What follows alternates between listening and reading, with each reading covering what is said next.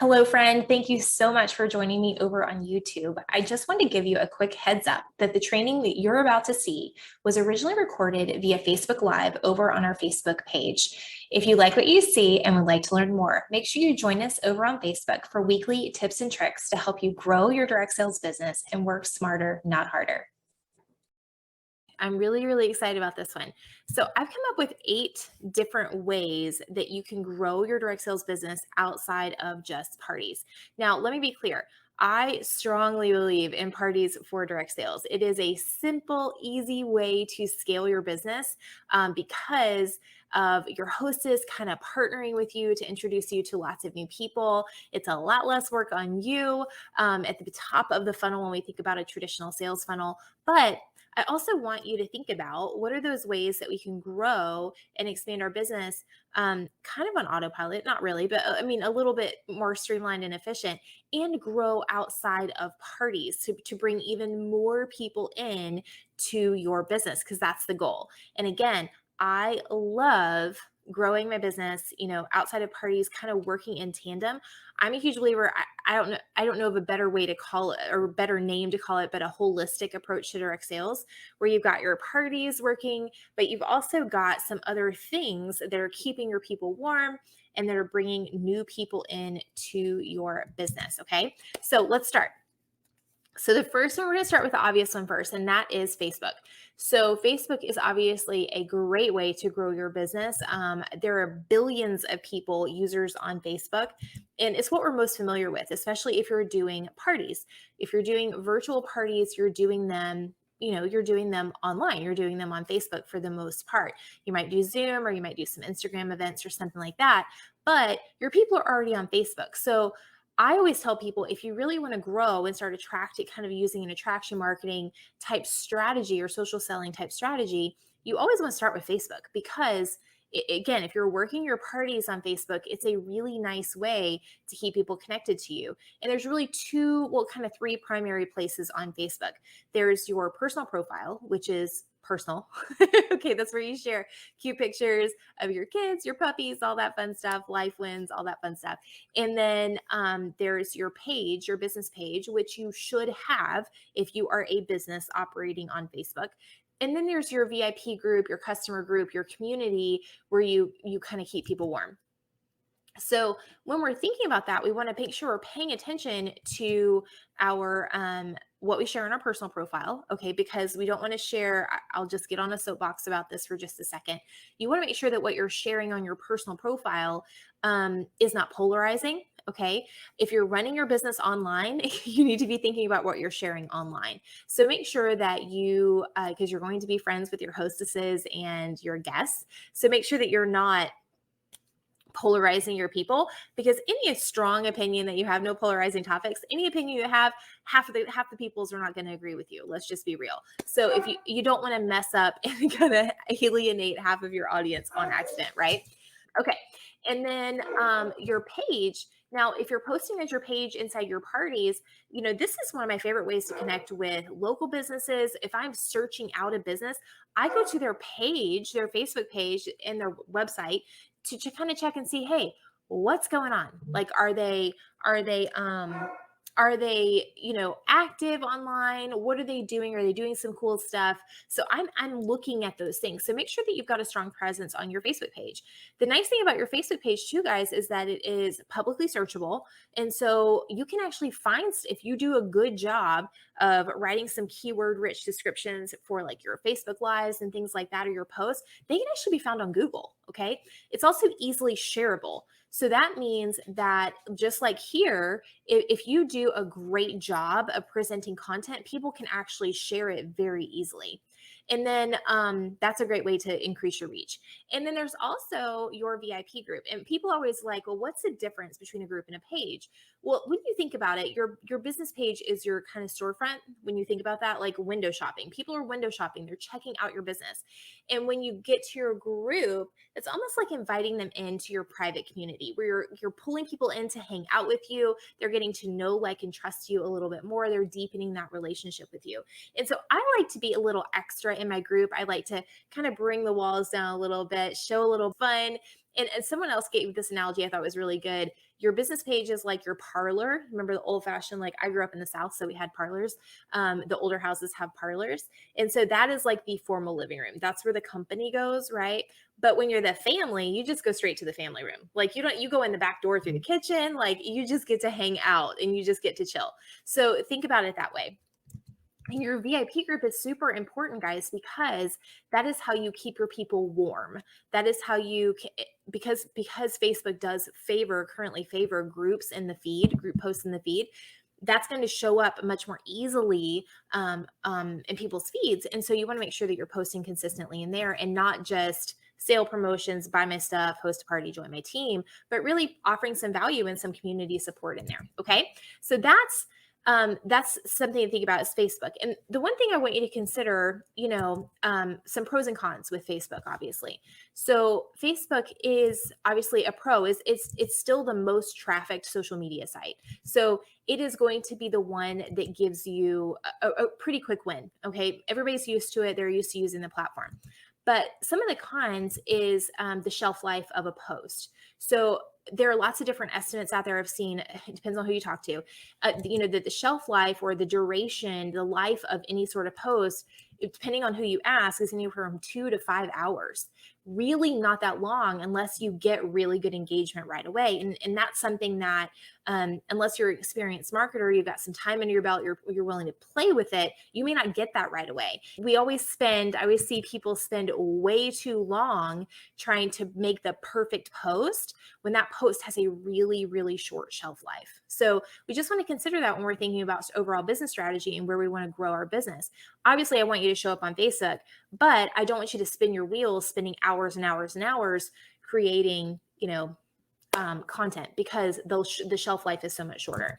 And that brings us to number 2, which is Instagram. So Instagram is a visual platform. You guys remember like the old Instagram? It was all pretty photos. It was where we all went. We wanted to feel like we were a photographer, right? Like we were a pro, because we would use all the fancy filters. You guys remember those days?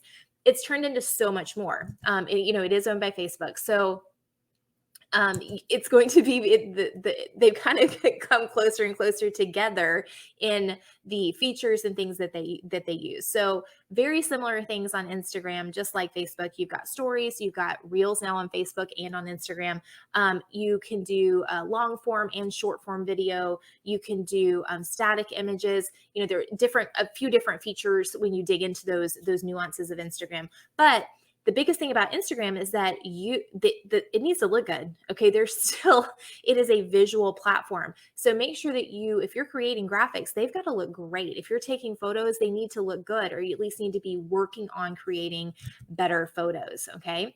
Again, on this one, the shelf life is really short, guys. The shelf life is really short on the actual post. So unless you've got engagement right away, it's just not going to get the kind of traction that you could get on other platforms. And the other thing to think about, one of the pros, the things that I like about Instagram, is that it's so simple to repurpose the things that you're using on Facebook onto Instagram, because the platforms are so very similar. I know, Instagram is the more pretty photos, but you can take that content that you're already creating for Facebook and really repurpose that into some Instagram content pretty easily, guys. And that makes it much more efficient. It allows you to show up in both places without a whole lot of extra effort. Okay. So Facebook, Instagram, those are the first 2, and those are kind of easy ones. The next one, guys, another way that you can grow your business without parties is Pinterest. And I think this is one that most people don't think about, because you think of Pinterest. What do you think of Pinterest?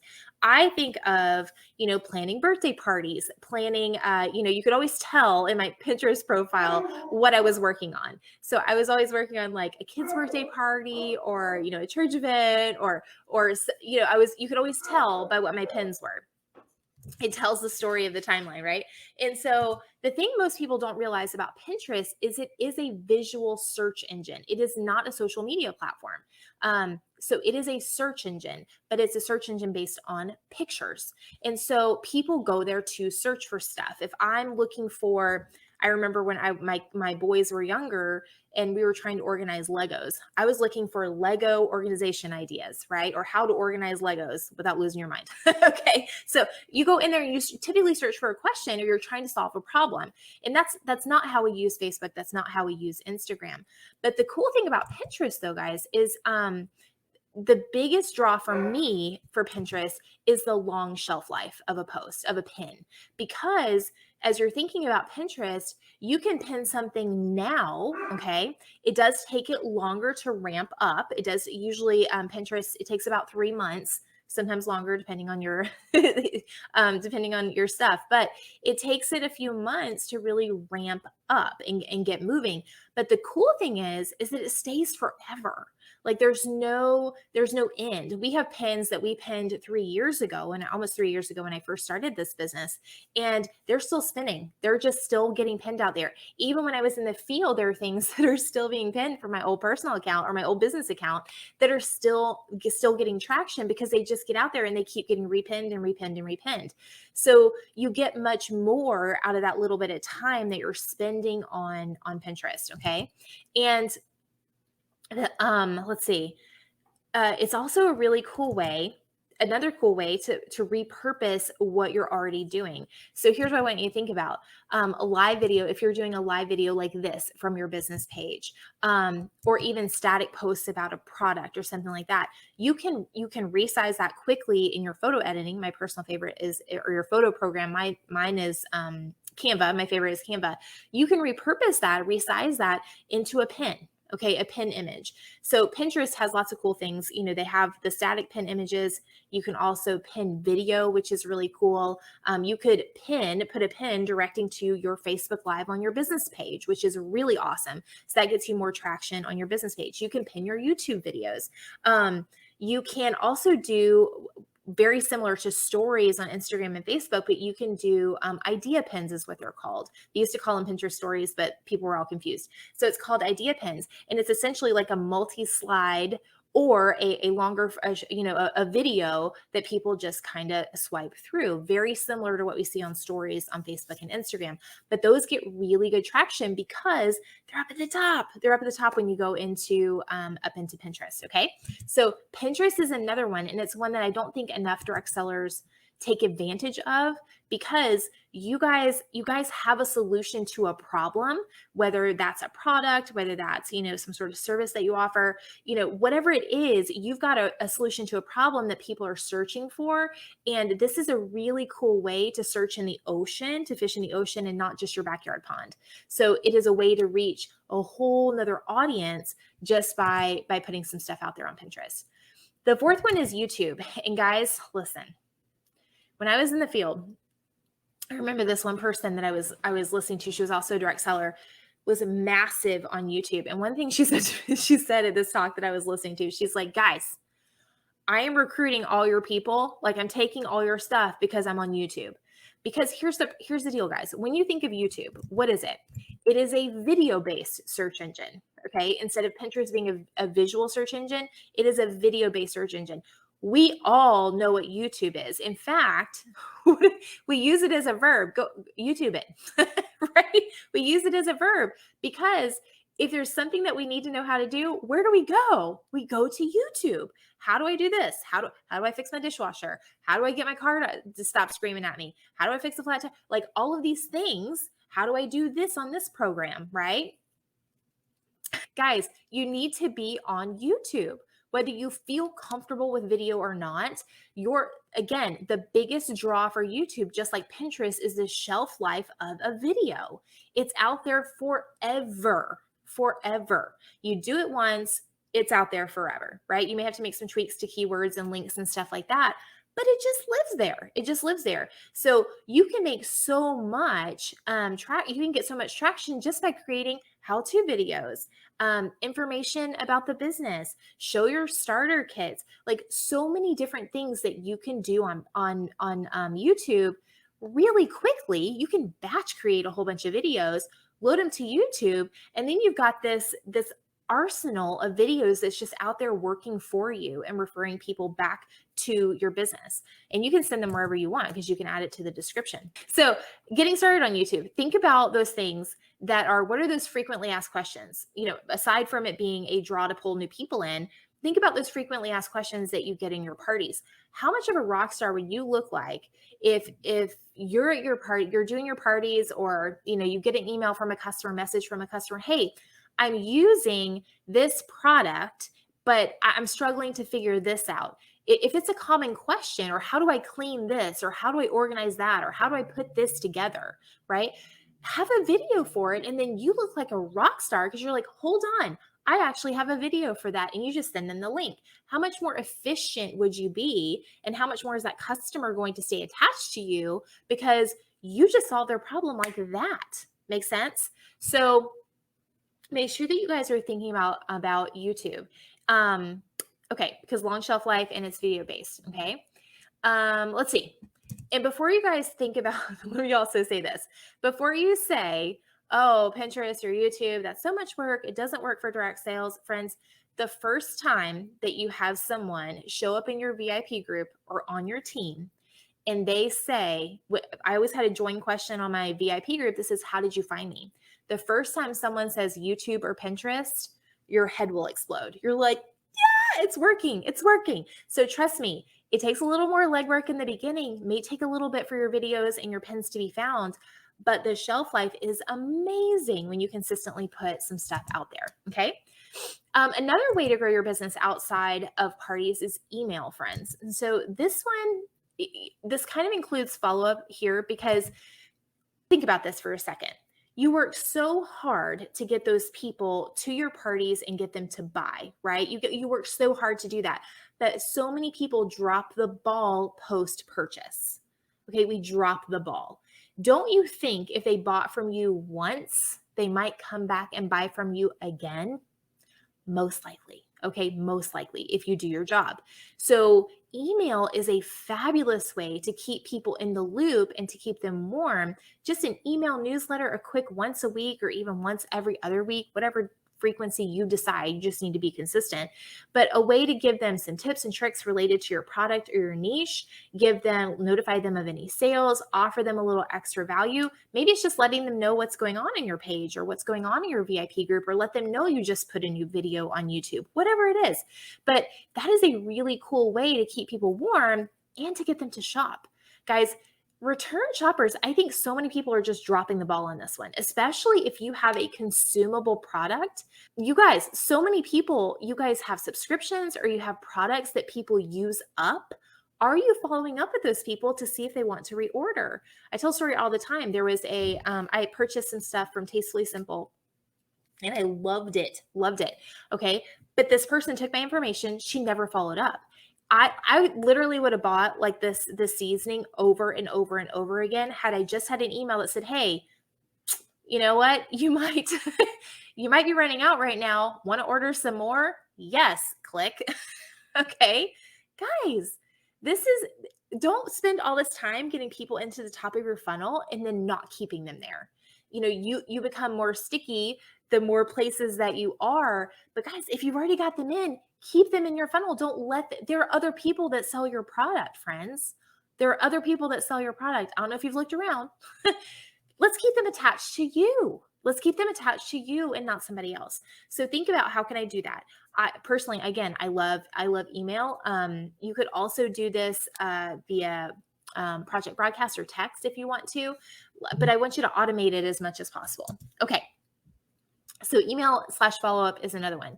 And then another way, guys, if you are a little more on the tech savvy side and a little adventurous, you might want to think about a blog. Okay. If you love to write, if you love to try and, create fresh content and have a whole nother resource that you own related to your business, a blog is a great idea. You do want to check and make sure that what your blogging policy is within your company's policies and procedures, but you could easily start your own website, share some how-tos, share some fun stuff.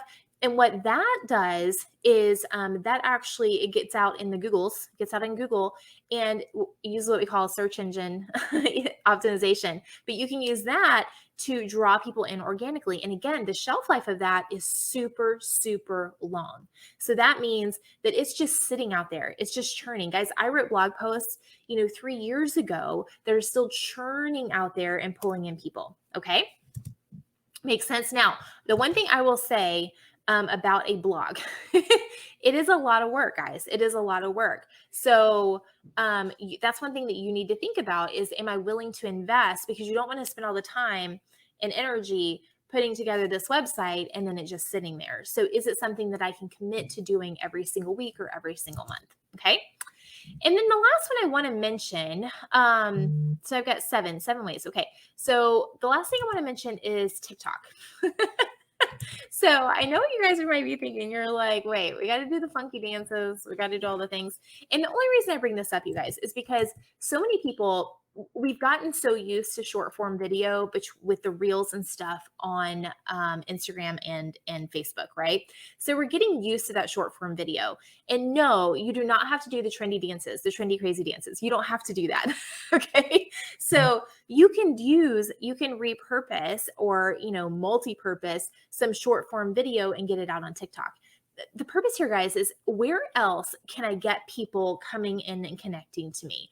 Where else can I use the content that I'm already creating? If you're already creating reels, you're already maybe slicing and dicing up a YouTube video to create some short snippets. Why not publish it on another platform? Right? Are you going to be an expert at it right away? Absolutely not. You're going to have to test it and tweak it and try it. But why not go ahead and repurpose it and get it out elsewhere?